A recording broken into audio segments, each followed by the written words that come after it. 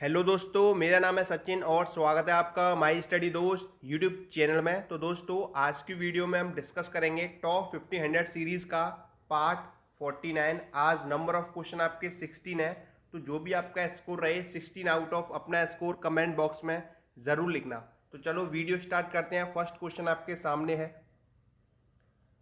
Hydrogen परमाणु के Bohr model में माना कि पोटेंशियल एनर्जी स्थितिज ऊर्जा को एव टोटल एनर्जी कुल ऊर्जा को निरूपित करती है।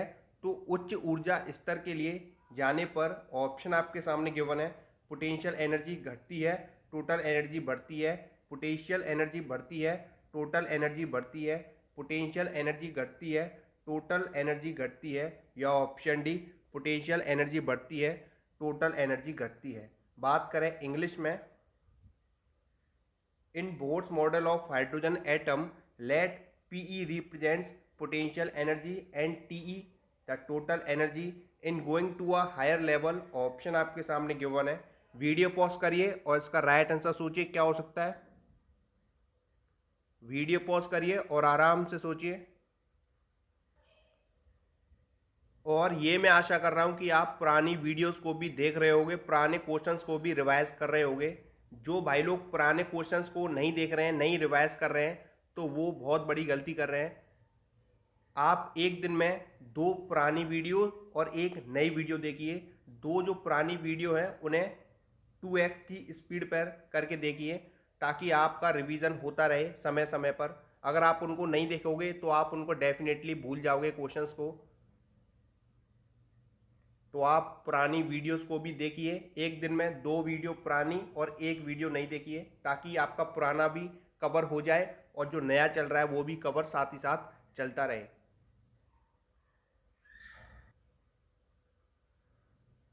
तो आई होप सभी ने इसका राइट आंसर लगा लिया होगा। तो चलते हैं इसके राइट आंसर की तरफ। तो आप हमेशा याद रखना, उच्च ऊर्जा स्तर के लिए जाने पर पोटेंशियल एनर्जी बढ़ती है और टोटल एनर्जी बढ़ती है। तो आप हमेशा याद रखना, जो स्थितिज ऊर्जा है वो भी बढ़ती है और जो कुल ऊर्जा है वो भी बढ़ती है। ऑप्शन नंबर बी आपका करेक्ट हो जाएगा। डिस्कस करें आगे। क्वेश्चन नंबर सेकंड है, बोर मॉडल के अनुसार हीलियम परमाणु के द्वितीय कक्षा की त्रिज्या होती है। ऑप्शन आपके सामने गिवन है। बात करें इंग्लिश में, according to Bohr's model the radius of the second orbit of helium atom is. Option आपके सामने गिवन है। वीडियो पॉज करिए और इसका राइट आंसर सोचिए क्या हो सकता है। वीडियो पॉज करिए और आराम से सोचिए।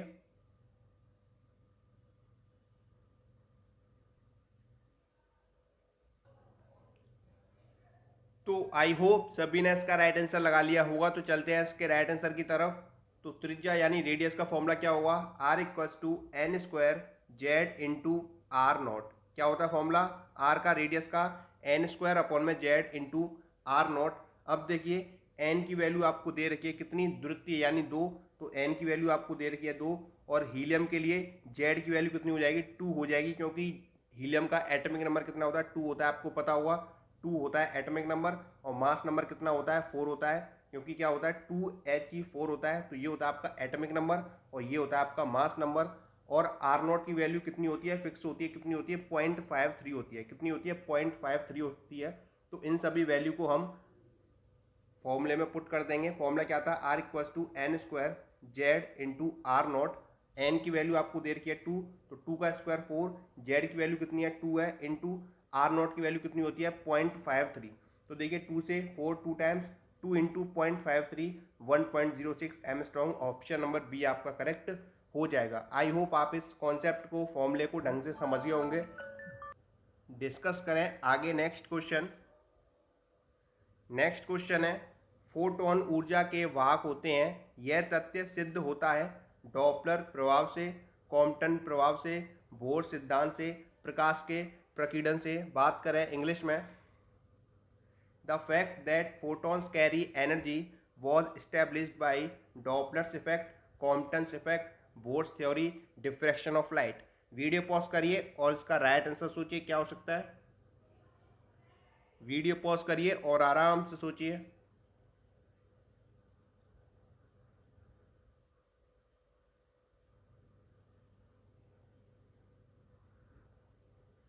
तो आई होप सभी ने इसका राइट आंसर लगा लिया होगा। तो चलते हैं इसके राइट आंसर की तरफ।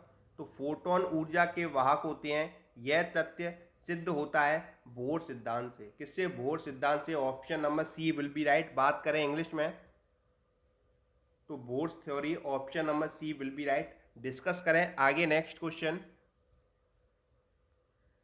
स्वयं के सिद्धांत को समझाने के लिए बोर ने अपनाया रैखिक संवेग का संरक्षण, कोणीय संवेग का संरक्षण, क्वांटम आवृत्ति का संरक्षण या ऑप्शन डी ऊर्जा का संरक्षण। बात करें इंग्लिश में to explain his theory Bohr used conservation of linear momentum, conservation of angular momentum, conservation of quantum frequency या option D conservation of energy. Video pause करिए और इसका राइट आंसर सोचिए क्या हो सकता है। देख सकते हो आप कितने सारे एग्जाम में क्वेश्चन पूछा जा चुका है। तो काफ़ी इंपॉर्टेंट क्वेश्चन है आने वाले एग्जाम्स के लिए।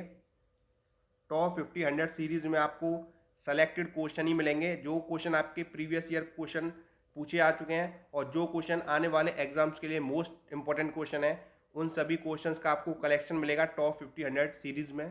तो काफ़ी इंपॉर्टेंट सीरीज है टॉप 50 100 सीरीज। तो आई होप सभी ने इसका राइट आंसर लगा लिया होगा। तो चलते हैं इसके राइट आंसर की तरफ। तो ऑप्शन नंबर बी आपका करेक्ट हो जाएगा, कोणीय संवेग का संरक्षण। बात करें इंग्लिश में तो conservation of angular momentum, option number B will be right. Discuss करें आगे। हाइड्रोजन परमाणु की आयनन ऊर्जा 13.6 ईवी है। बोर सिद्धांत का अनुपालन करते हुए तृतीय कक्षा एवं चतुर्थ कक्षा के मध्य संक्रमण के लिए ऊर्जा होगी। ऑप्शन आपके सामने गिवन है। बात करें इंग्लिश में the ionization energy of hydrogen atom is 13.6 eV। Following Bohr's theory the energy corresponding to a transition between the third and fourth orbit is। Option आपके सामने गिवन है। वीडियो पॉज करिए और इसका राइट आंसर सोचिए क्या हो सकता है। देख सकते हो आप कितने सारे एग्जाम में डिक्टो क्वेश्चन पूछा जा चुका है, कोई भी चेंजमेंट नहीं है क्वेश्चन में, डिक्टो क्वेश्चन आपसे पूछा जा चुका है। तो काफ़ी इंपॉर्टेंट क्वेश्चन है आने वाले एग्जाम्स के लिए। और आपकी टॉप 50 100 सीरीज एयरफोर्स, नेवी और एनडीए में काफ़ी हेल्पफुल रहेगी, ये मेरा वादा है।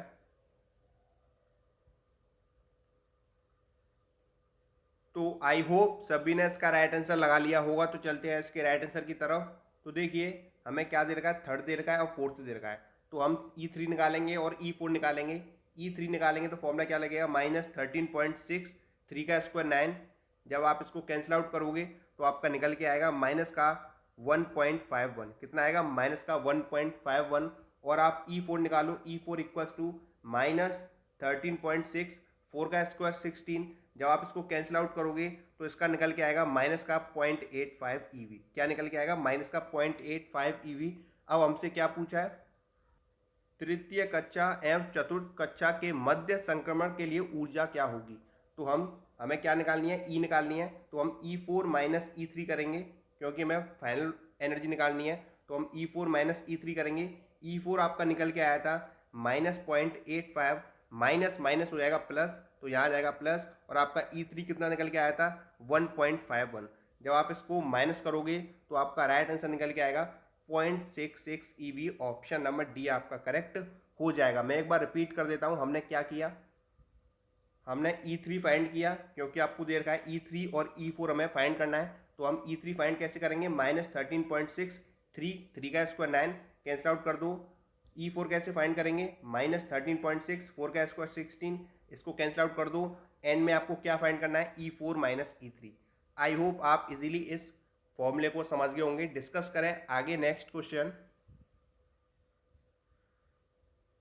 रदरफोर्ड के प्रकीर्णन प्रयोग में अल्फा प्रकीर्णन की स्थिति में संगत प्राचल B इक्वल्स टू 0 के लिए सही कोड होगा। ऑप्शन आपके सामने गिवन है। बात करें इंग्लिश में, in Rutherford scattering experiment what will be the correct angle for alpha scattering for an impact parameter B equals to 0। Video pause करिए और इसका राइट आंसर सोचिए क्या हो सकता है। सभी क्वेश्चन आपके सेलेक्टेड हैं, एक भी सिंगल क्वेश्चन आपको फालतू का नहीं मिलेगा टॉप 50 100 की सीरीज में। काफ़ी मेहनत से बनाई जा रही है टॉप 50 100 सीरीज आपके एग्जाम के पैटर्न को देखकर।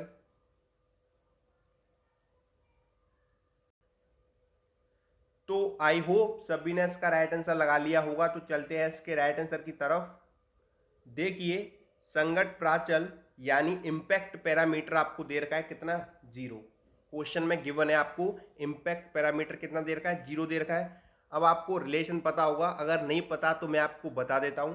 B directly proportional to cot theta upon में 2। क्या होता है, B directly proportional to cot theta upon में 2। अब देखिए, आपको बी की वैल्यू कितनी दे रखी है, क्वेश्चन में 0 दे रखी है। और आपको पता होगा डायरेक्टली प्रोपोर्शनल का मतलब क्या होता है, अगर ये आपका 0 है तो ये भी आपका क्या होगा, 0 होगा।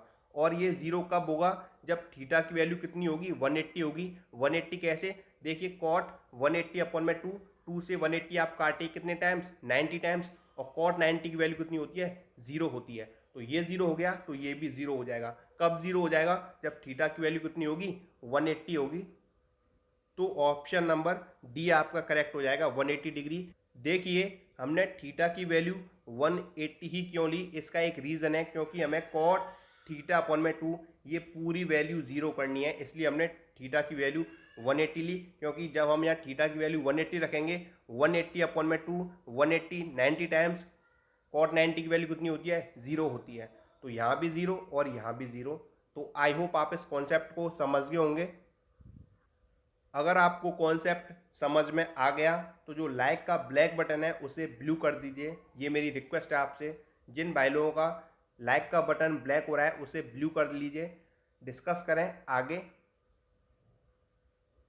नेक्स्ट क्वेश्चन, हाइड्रोजन परमाणु की निम्न ऊर्जा स्तर में त्रिज्या आपको दे रखी है, मीटर है। इस इलेक्ट्रॉन से टक्कर के पश्चात इसकी त्रिज्या दे रखी है आपको, पाई जाती है। परमाणु के अंतिम स्तर में इसकी मुख्य क्वांटम संख्या है। ऑप्शन आपके सामने गिवन है। बात करें इंग्लिश में, the radius of hydrogen atom in its ground state is meter. After collision with an electron it is found to have a radius of this, what is the principal quantum number n of the final state of the atom। Video pause करिए और इसका right answer सोचिए क्या हो सकता है। देख सकते हो आप कितने सारे एग्जाम में डिक्टो क्वेश्चन पूछा जा चुका है, तो काफी इंपॉर्टेंट क्वेश्चन है आने वाले एग्जाम्स के लिए।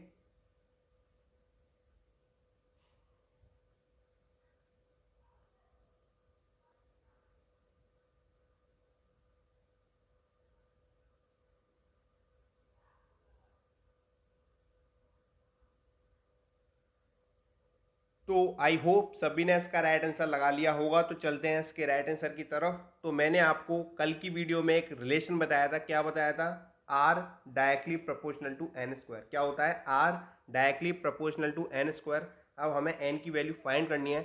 अब आप देख सकते हो क्वेश्चन में जो आपको इनिशियल रेडियस है वो आपको दे रखा है 5.3 10⁻⁻11।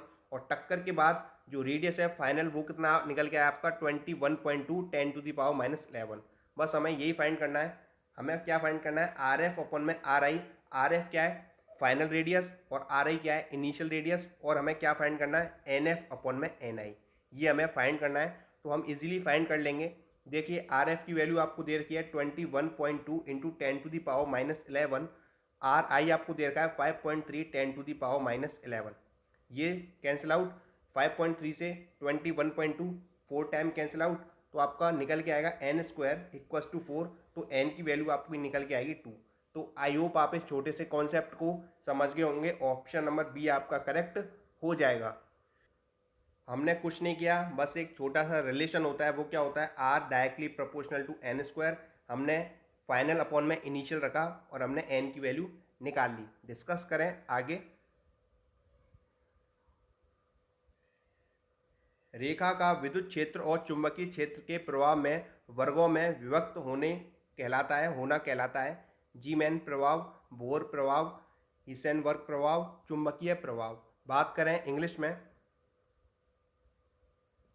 The splitting of light into groups under the effect of electric और magnetic field is called Zeeman's effect, Bohr's effect, Heisenberg effect, magnetic effect. Video pause करिए और इसका राइट आंसर सोचिए क्या हो सकता है। वीडियो पॉज करिए और आराम से सोचिए। तो आई होप सभी ने इसका राइट आंसर लगा लिया होगा। तो ऑप्शन नंबर ए आपका करेक्ट है, जी मैन प्रभाव। बात करें इंग्लिश में, तो Zeeman's effect option number A will be right. Discuss करें आगे नेक्स्ट क्वेश्चन। फोकस दूरी एफ वायु में वाले एक अवतल दर्पण को जल में डुबो दिया जाता है, तब जल में इसकी फोकस दूरी होगी। ऑप्शन आपके सामने गिवन है। बात करें इंग्लिश में, concave mirror of focal length f in air is immersed in water, the focal length of the mirror in water will be। Option आपके सामने गिवन है। वीडियो पॉज करिए और इसका राइट आंसर सोचिए क्या हो सकता है। काफी मजेदार क्वेश्चन है और ये आपका नेवी में रिपीट हुआ क्वेश्चन है, तो वीडियो पॉज करिए और इसका राइट आंसर सोचिए। तो आई होप सभी ने इसका राइट आंसर लगा लिया होगा। तो चलते हैं इसके राइट आंसर की तरफ। तो मैं आपको बता दूं, दर्पण की फोकस दूरी अपरिवर्तित रहती है। दर्पण की जो फोकस दूरी है वो क्या रहती है, अपरिवर्तित रहती है। इसलिए option number A will be right, आपका एफ ही रहेगा। फोकस दूरी आपका एफ ही रहेगा। डिस्कस करें आगे नेक्स्ट क्वेश्चन। क्योंकि दर्पण की फोकस दूरी होती है वो क्या होती है, अपरिवर्तित होती है। डिस्कस करें आगे नेक्स्ट क्वेश्चन। पृथ्वी पर किसी प्रक्षेप को तारे झिलमिलाते प्रतीत होते हैं, इसके बारे में कहा जा सकता है कि तारे सतत प्रकाश उत्सर्जित नहीं करते हैं। तारों के प्रकाश का उनके वातावरण द्वारा बार बार अवशोषण होता है। ऑप्शन सी, तारों के प्रकाश का पृथ्वी के वातावरण द्वारा बार बार अवशोषण होता है। या ऑप्शन डी, पृथ्वी के वातावरण के अपवर्तनांक में उतार चढ़ाव होता है। बात करें इंग्लिश में, to an observer on the earth the star appears to twinkle. This can be explained by the fact that stars do not emit light continuously. Frequent absorption of star light by their own atmosphere। या option C, frequent absorption of star light by the earth atmosphere। या option D, refractive index fluctuation in the earth atmosphere। Video pause करिए और इसका right answer सोचिए क्या हो सकता है। वीडियो पॉज करिए और आराम से सोचिए।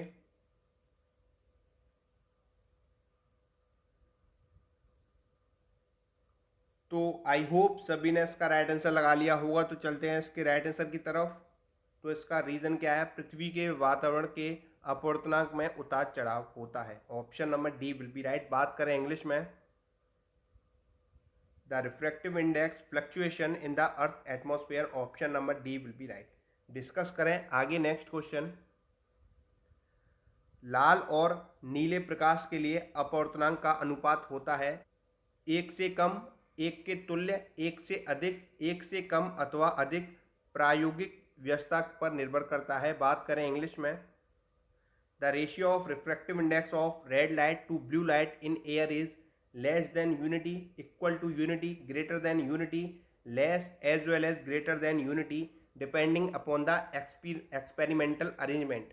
वीडियो पॉज करिए और इसका राइट आंसर सोचिए क्या हो सकता है।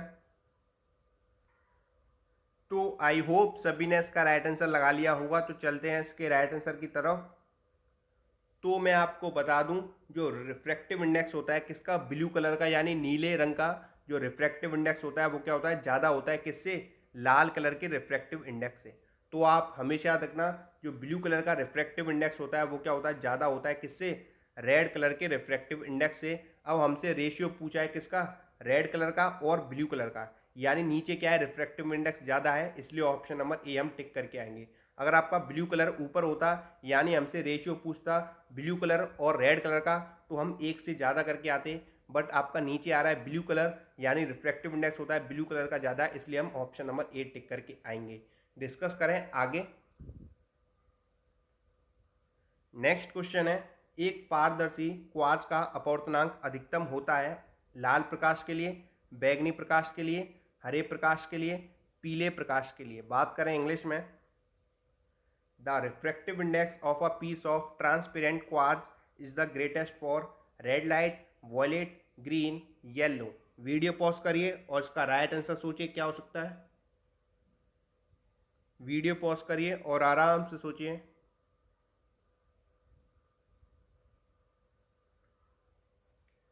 तो आई होप सभी ने इसका राइट आंसर लगा लिया होगा। तो चलते हैं इसके राइट आंसर की तरफ। तो देखिए रिलेशन क्या होता है रिफ्रैक्टिव इंडेक्स और वेवलेंथ में। Refractive index inversely proportional to wavelength. आप हमेशा याद रखना जो रिफ्रैक्टिव इंडेक्स होता है वो क्या होता है, इन्वर्सली होता है किसके, वेवलेंथ के। यानी ये ज़्यादा होगा तो ये कम होगा, ये ज़्यादा होगा तो ये कम होगा।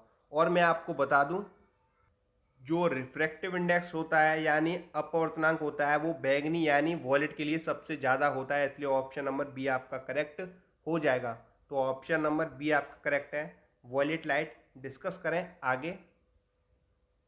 जब प्रकाश की किरणें एक माध्यम से दूसरे माध्यम जिसका अपवर्तनांक पहले की तुलना में भिन्न है जाती हैं तो परिवर्तन होता है। ऑप्शन आपके सामने गिवन है, आवृत्ति, तरंग दैर्घ्य तथा वेग में, आवृत्ति तथा तरंग दैर्घ्य में, आवृत्ति तथा वेग में, या ऑप्शन डी तरंग दैर्घ्य तथा वेग में। बात करें इंग्लिश में, when light travels from one medium to the other of which the refractive index is different, then which of the following will change? Frequency, wavelength, velocity, frequency, wavelength, frequency, velocity, या option D velocity and wavelength. Video pause करिए और इसका right answer सोचिए क्या हो सकता है। आपका ऑप्शन नंबर डी है, वेलोसिटी एंड वेवलेंथ। तो वीडियो पॉज करिए और आराम से सोचिए।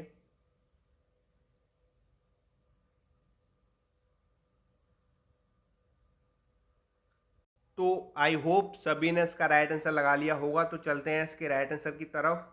तो मैं आपको बता दूं जो वेलोसिटी यानी वेग और जो तरंग दैर्घ्य यानी वेवलेंथ है वो परिवर्तित होते हैं, बट आपकी जो फ्रिक्वेंसी है यानी आवृत्ति है वो आपकी नियत यानी कांस्टेंट होती है। तो आप हमेशा याद रखना जो फ्रिक्वेंसी है आवृत्ति है वो आपकी नियत यानी कांस्टेंट होती है, बट जो आपके तरंग दैर्घ्य यानी वेवलेंथ वेग यानी वेलोसिटी है वो आपके परिवर्तित होती हैं, इसलिए ऑप्शन नंबर डी आपका करेक्ट हो जाएगा। डिस्कस करें आगे। नेक्स्ट क्वेश्चन है, एक वर्णी प्रकाश वायु से म्यू अपवर्तनांक के कांच में अपरिवर्तित होता है, आपतित तथा अपरिवर्तित तरंगों की तरंग दैर्घ्य का अनुपात होगा। ऑप्शन आपके सामने गिवन है। बात करें इंग्लिश में, monochromatic light is refracted from air into the glass of refractive index mu, the ratio of the wavelength of incident and refractive waves is, option आपके सामने गिवन है। वीडियो पॉज करिए और इसका राइट आंसर सोचिए। तो I hope सभी ने इसका राइट आंसर लगा लिया होगा। तो चलते हैं इसके राइट आंसर की तरफ। तो मैंने अभी आपको रिलेशन बताया क्या होता है, म्यू यानी रिफ्रैक्टिव इंडेक्स किसको होता है, इनवर्सली वेवलेंथ यानी तरंग दैर्घ्य के। तो आप इस रिलेशन को याद रखिए, मोस्ट इंपॉर्टेंट रिलेशन है। तो देखिए हमें क्या फाइंड करना है, लेमडा वन अपॉन में लेमडा टू कितना हो जाएगा जब ये इनवर्सली है, तो म्यू टू अपॉन में म्यू वन हो जाएगा। अब आप देख सकते हो कितना देर का है, म्यू देर का है, तो म्यू अपॉन में वन। ऑप्शन नंबर सी आपका करेक्ट हो जाएगा। काफ़ी इंपॉर्टेंट रिलेशन है, आप इसको याद रखिए। Option number C will be right. Discuss करें आगे।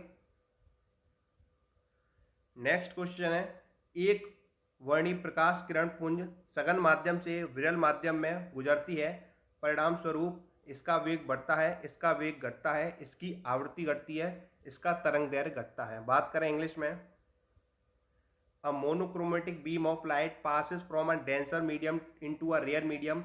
As a result, velocity increase, velocity decrease, frequency decrease, wavelength decrease। Video pause करिए और इसका राइट आंसर सोचिए क्या हो सकता है।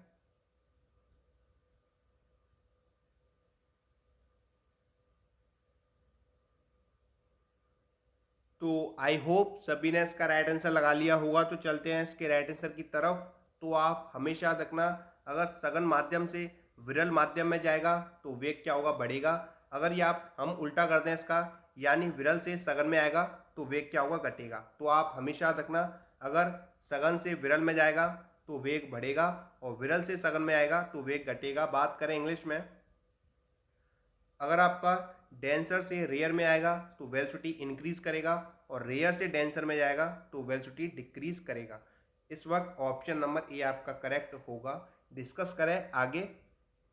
अवरक्त किरणों के लिए अपवर्तनांक का मान रहता है पराबैंगनी किरणों के समान, पराबैंगनी किरणों से कम, लाल वर्ण की किरणों के समान, या ऑप्शन डी पराबैंगनी किरणों से अधिक। बात करें इंग्लिश में, refractive index for a material for infrared light is equal to that of ultraviolet light, less than for ultraviolet light, equal to that for red color of light, या option D greater than that for ultraviolet light.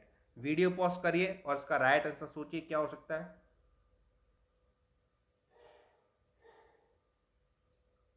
तो I hope सभी ने इसका right answer लगा लिया होगा। तो मैंने अभी आपको एक रिलेशन बताया, क्या होता है mu inversely proportional to wavelength यानी तरंग दैर्घ्य। काफी इंपॉर्टेंट रिलेशन है, आप इसको याद कर लीजिए। अब देखिए, अवरक्त किरणों के लिए अपवर्तनांक का मान परावैंगनी किरणों से कम होता है। ऑप्शन नंबर बी आपका करेक्ट हो जाएगा। अगर आपसे वेवलेंथ पूछता तो हम डी करके आते, बट हमसे रिफ्रैक्टिव इंडेक्स यानी अपवर्तनांक पूछा है, इसलिए हम ऑप्शन नंबर बी टिक करके आएंगे। बात करें इंग्लिश में तो option number B will be right, less than for ultraviolet light. तो दोस्तों लाइक वगैरह में कंजूसी मत करिए, लाइक करिए और मुझे मोटिवेट करिए। तो मिलता हूँ इसके नेक्स्ट पार्ट में। जय हिंद, जय भारत, वंदे मातरम।